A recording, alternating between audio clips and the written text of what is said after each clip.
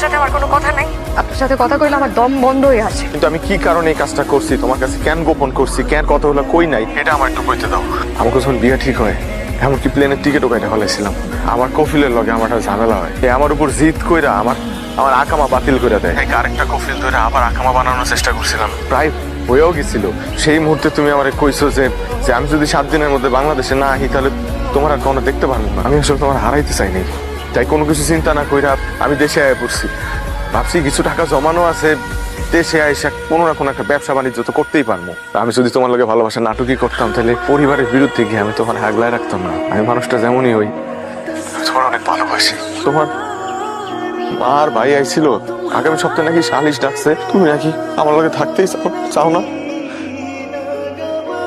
এত বড় সিদ্ধান্ত নেওয়ার আগে একটু দেখেন না সুন্দর কোনো ফয়সালা করা যায় কিনা। ফয়সালা আবার কি কর? এইরকম একটা বাটপার যোগ